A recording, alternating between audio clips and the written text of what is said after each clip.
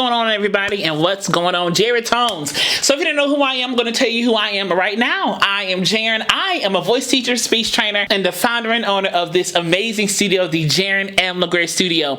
I wasn't planning on doing this video, but it came up in my recommended page, and I said, oh my God, these kids is good. And you know, I love choir, so we're going to talk about the choir today. So before we get into that, I want to tell you that this is more so an analysis, not a reaction, so I'm going to start and stop a lot while this video is going. So if you like starting and stopping and things like that, you can click the link below in the description box. You can go right to the video and watch without me talking, or you can go into another video. But if you mind stopping and starting and talking about things as they happen in the moment, then stick around because this is the channel and the video for you. So y'all, let's get into this great performance of the Detroit Youth Choir singing on America's Got Talent 2023 All-Stars.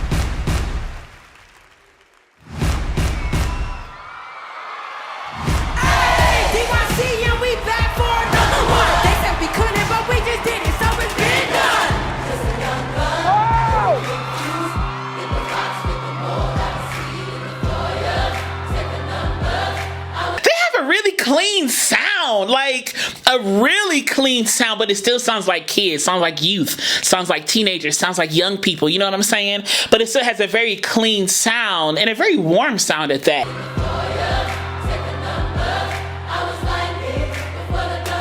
Take a number. So the number, it was a number, it was number. So the R was purposely taken out. Take a number, then I was like, need for the thunder. That has some yodel head voice flip ups. Da da da dee, da da da da. Sing y'all.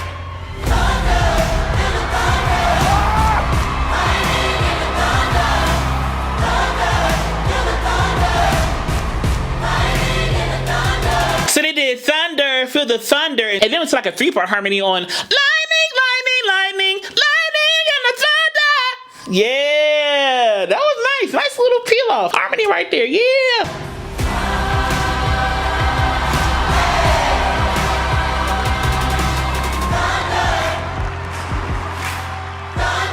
Thunder. It's not thunder, it's thunder. I would probably say T-H-U-N-D-U-H, thunder, for the sake of clarity. Thunder, thunder. So the R is omitted completely there.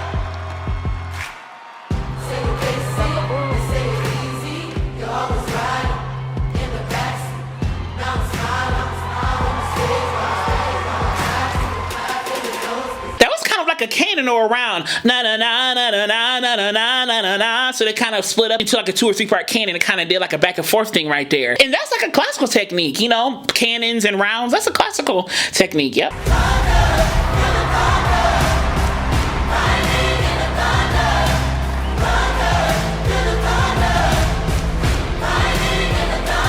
How the idea of a choir, and it sounds like they're really inspired by gospel and how they sound and how they're kind of belting and doing everything kind of in a full voice. I love how the idea and the magic of the gospel choir is being translated here, and they're making it applicable to a song that's not necessarily gospel, you know what I'm saying? But you can have that sound still and enjoy that sound, you know, with a song like this, and I love that they translated that into this song this way. Whoever arranged the song, great.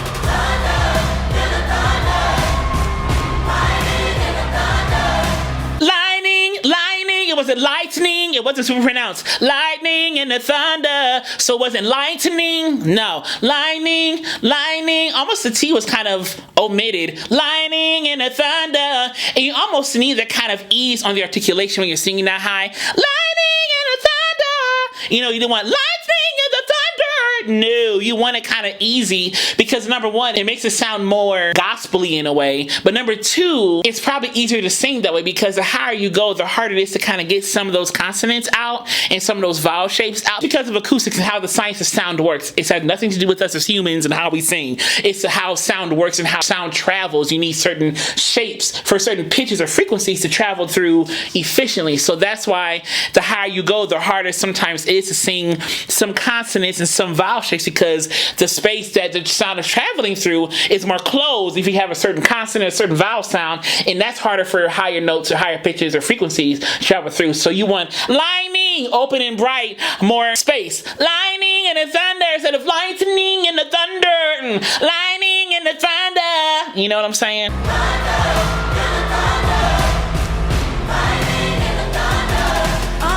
Do I see the name? Yeah, we back, but not the same.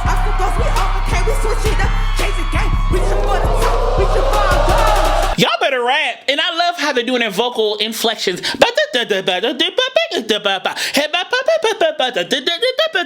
So they're going up and down in their voice, so they're really being declarative and narrative and keeping the audience engaged, keeping our ears engaged, because they're using different pitches and different inflections to make their rapping sound even more interesting, and using a lot of percussiveness in the articulation of the consonants.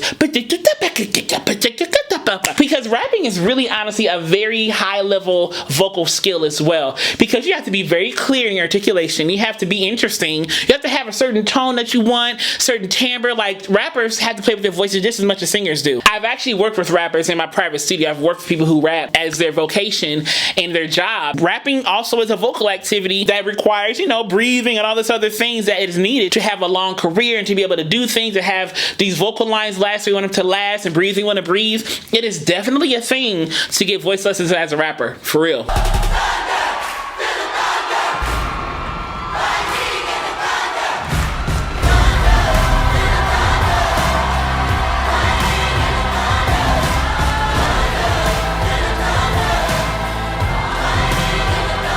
So you know, there's two parts going on. They have the or the lightning, whatever. I think it's and then thunder, feel the thunder, boom, lightning and thunder, thunder. So they're having both parts going on simultaneously as they're doing this part here. Really nice. Again, this is a classical techniques, polyphony right here.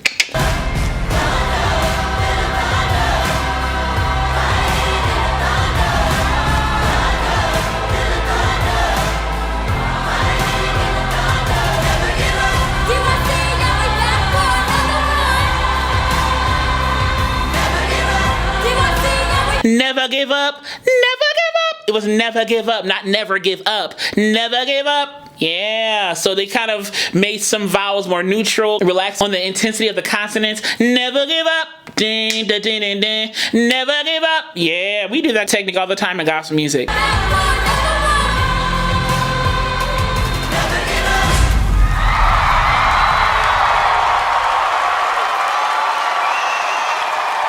If you enjoyed this analysis, click subscribe down below to click the alert button next to it so you know when the next video is posted. And give this a thumbs up if you loved it to get it out to more folks. And before I go, I will always say to you, be vocally bold, creative, and aware, but most of all, be vocally you. All right, y'all, I will see y'all soon.